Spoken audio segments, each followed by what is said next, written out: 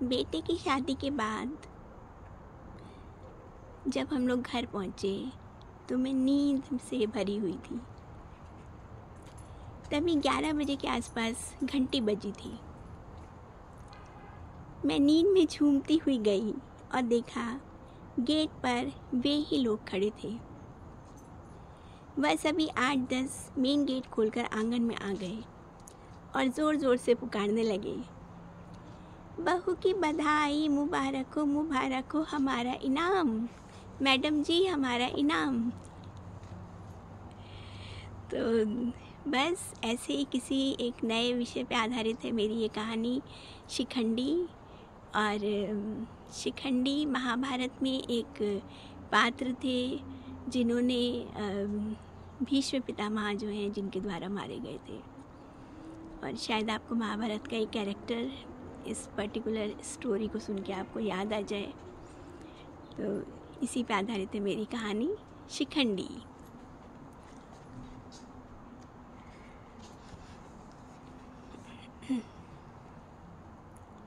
बाबूजी बाबूजी, हम लोग खाना खाने बैठे ही थे कि ये आवाज़ें आईं और मेरे मुंह से निकला, उफ़, अब इस समय कौन आ गया। मेरे पति अपनी आदत के अनुसार डाइनिंग टेबल से उठकर जाने की कोशिश करते। उसके पहले ही मैंने कुछ झुंझला कर कहा कि कहाँ चले, खाने के समय का ऐसे डिस्टर्बेंस मुझे बिल्कुल नहीं भाता। आप कम से कम खाना तो शांति से बैठ कर खा लो। सुबह से इतनी घंटियाँ बजती कि दौड़ते दौड़ते तंग हो जाते हैं। लेकिन वे नहीं माने और अपनी आदत के मुताबिक दौड़कर बाहर गए और कुछ नाराज़ से लौटे। वह लोग हैं, इन्होंने इशारे से ताली बजाकर कहा।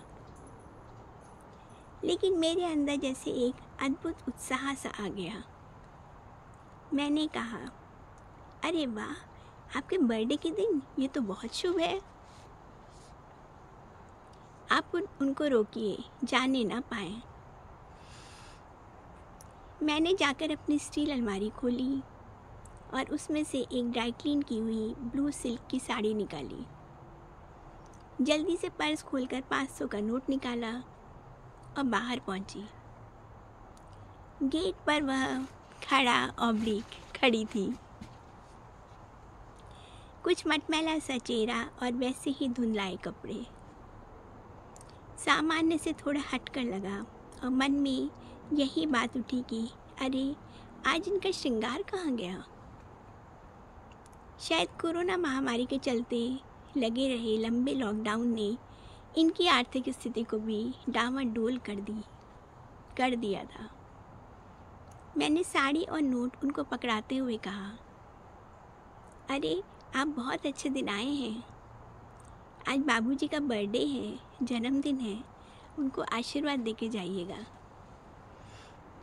उसने मेरे सिर पर हाथ रखकर कहा, अरे 1100 दो और बाबूजी को बुलाओ, जोड़े से आशीर्वाद देंगे। जब ये एक 500 तथा एक 100 का नोट लेकर बाहर आए तो उसने बरामदे के गेट पर खड़े होकर हमको आशीर्वाद दिया। जोड़ी सलामत रहे। मैंने झुककर उसके पैर छुए। पता नहीं क्यों, लेकिन मेरे मन में इन लोगों के लिए एक अजीब सी सहानुभूति है। समाज से ठुकराया ये वर्ग ना नर है ना मादा। प्रकृति से हुई इस अनबूझ गलती में उनका दोष क्या है। गेट बंद करते समय मैंने देखा कि कार में 3-4 शिखंडी और बैठे थे। एक सफ़ेद पुरानी मारुति कार में जिसे एक ड्राइवर चला रहा था। मैंने हाथ जोड़कर सबको नमस्कार किया। एक बड़ा सा और सामान्य से थोड़े भारी शरीर वाला बंदा शायद उनका गुरु या मुखिया था। मैंने उनको नमन किया और सहज ही उसके मुंह से निकला, सदा सुहागन रहो। मैं टाटा करते हाथों और भीगी आंखों से उस सफ़ेद मारुति को आगे बढ़ता देखती रही। मनचाहे आशीर्वाद से उन्होंने मेरी झोली भर दी थी। सदा सुहागन रहो, किसी भी नारी के लिए ये सबसे बड़ा आशीर्वाद होता है। शायद इस मामले में मैं भी थोड़ी स्वार्थी ही थी। अच्छी अच्छी दुआओं के लालच में मैं हमेशा ही उनको मनचाहे इनाम देती। चाहे बेटे की शादी के बाद की उनकी पुकार रही हो, चाहे रिमझिम बरसते सावन में उनका आगमन, और सावन के दिनों में तो वो लोग आते ही हैं। हमारे पंडित जी ने एक बार कहा था कि सावन में उनको हरी साड़ी और चूड़ियाँ दीजिए, और अगर गलती से भी उन्होंने आपके सिर पर हाथ रख दिया तो आपकी सारी विपदा हर ले जाएंगे। और तब से मैं खुद उनसे आशीर्वाद की अर्चना करती हूँ। प्लीज़ मेरे सिर पे हाथ रख दीजिए ना। हम क्या हैं या वे क्या हैं? ईश्वर के बनाए बंदे ही तो। केवल प्रकृति की एक भूल के कारण वे समाज से निर्वासित जीवन जीने को अभिशप्त हैं।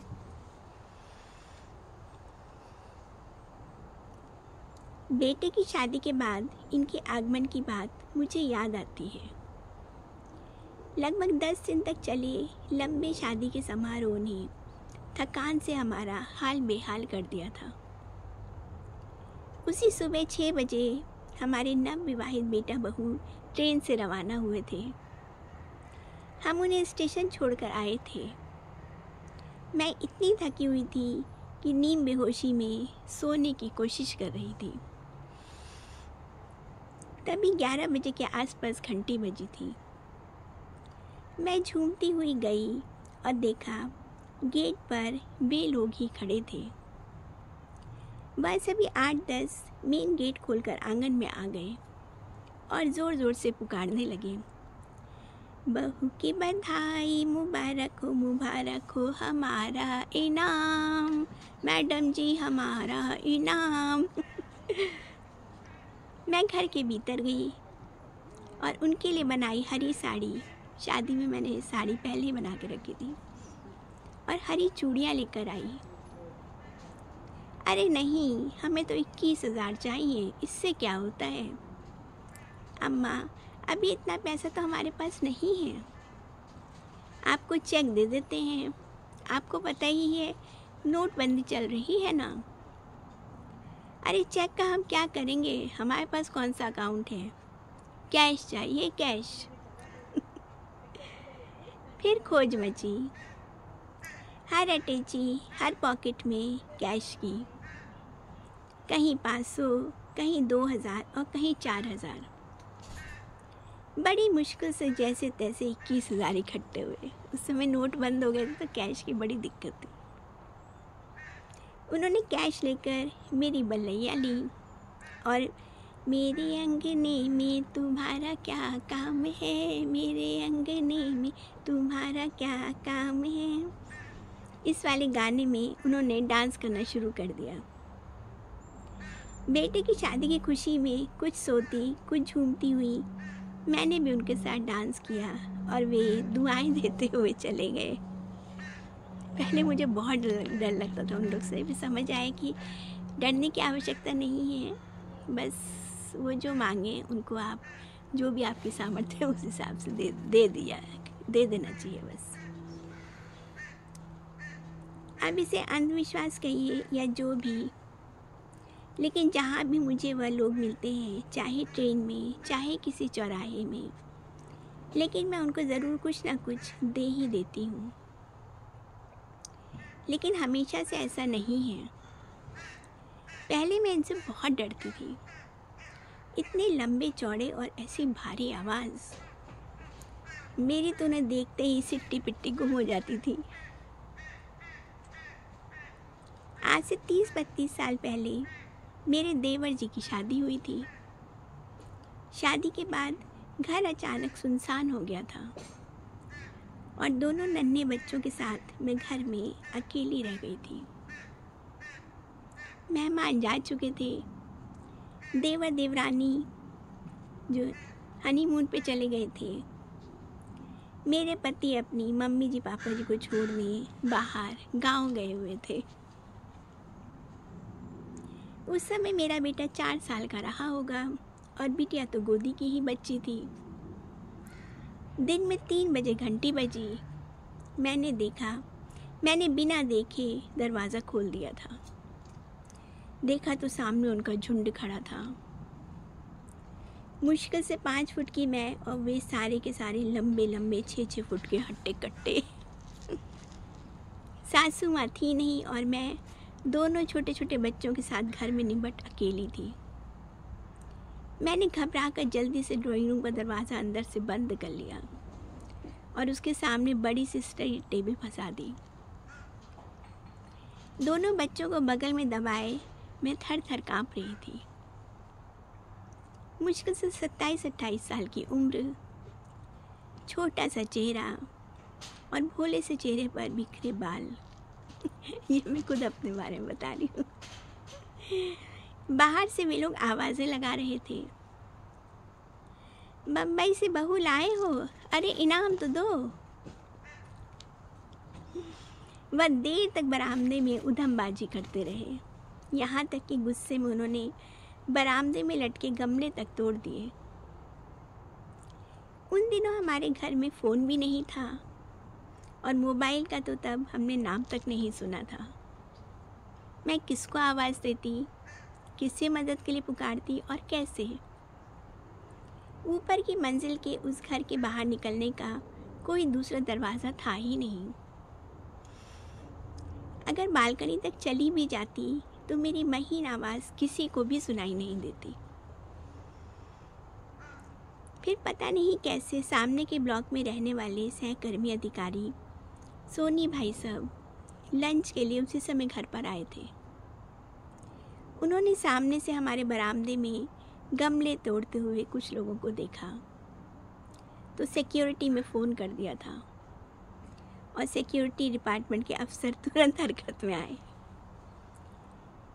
1 या 2 सिक्योरिटी गार्ड हमारे फ्लैट पर भेजे गए। सिक्योरिटी गार्ड्स ने ही आकर उनको भगाया था। उस समय अगर मेरे पास 1000 रुपये का लिफाफा तैयार होता तो शायद इतनी परेशानी नहीं उठानी पड़ती, लेकिन मुझे तो कोई एक्सपीरियंस था नहीं इस बारे में और सासू माँ चली गई थी। इस बात को वर्षों बीत गए हैं और मेरे मन से उनके लिए डर भी हट गया है। लेकिन एक समय ऐसा भी था जब मैं उनसे बहुत भयभीत रहती थी। धीरे धीरे जीवन के अनुभव बढ़ने के साथ और फिर किसी मैगज़ीन में उन लोगों के बारे में एक आर्टिकल पढ़ने के बाद से मेरा रुख उनके प्रति काफ़ी बदल गया। समाज से बहिष्कृत ये वर्ग हमारी संवेदना और सहानुभूति का अधिकारी है। यद्यपि कई बार जिद में आकर ये लोग गैर वाजिब मांग और कतिपय अवांछित हरकतें करते भी पाए जाते हैं, परंतु जीवन भर वे जिस प्रकृतिजन्य कारण से उपेक्षित सा व्यवहार झेलते हैं उस पर उनका अपना कोई वश तो था नहीं।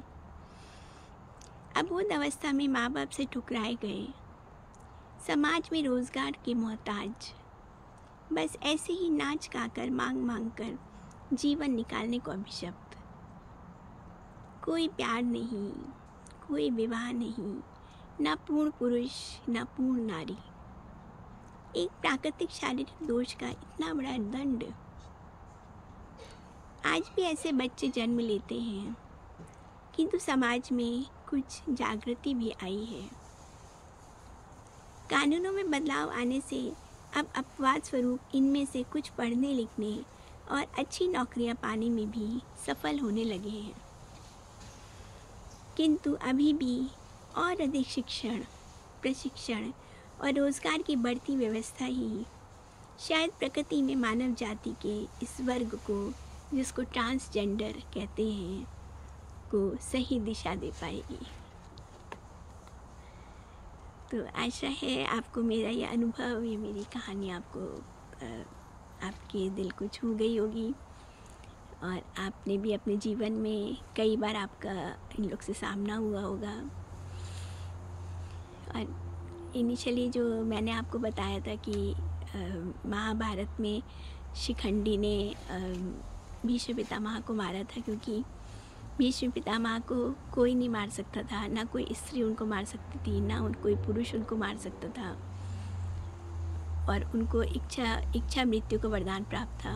और दूसरा वो क्योंकि शिखंडी उस समय स्त्री वेश में था, तो भीष्म पितामह जो है वो उसके ऊपर स्त्री पे जो है वो तीर नहीं चलाते थे। तो अर्जुन के आगे जो है वो शिखंडी बैठा था, और शिखंडी ने उनको तीर चलाया था सबसे पहले, और भीष्म पितामह मारे गए थे। तो चलिए, मेरी ये कहानी शिखंडी यहीं समाप्त होती है, और मेरा आप लोग से यही आग्रह है कि यदि आपको वो लोग किसी प्रकार से अपशब्द ना बोलें या तंग ना करें, तो आप अपनी सामर्थ्य अनुसार उनको जो दे सकते हैं वो आप दीजिए, और उनसे सम्मान से बात करिए, क्योंकि ये समाज से ठुकराया हुआ वर्ग है। बल्कि इनको तो अब एजुकेशन दिलवानी चाहिए, जिससे ये अपना इनको रोज़गार मिल सके और ये लोग अपना जीवन यापन अच्छे से कर सकें। चलिए, ओके, बाय, सी यू। और अगर आपको मेरी कहानियाँ और मेरे अनुभव अच्छे लगते हों तो प्लीज़ मेरी चैनल को सब्सक्राइब करिए, और अपने फ्रेंड्स और रिलेटिव्स के साथ भी शेयर करिए, और अपने कमेंट्स और अपने सुझाव मुझे भेजते रहिए, और अपने अनुभव भी। Okay, bye, see you, all the best.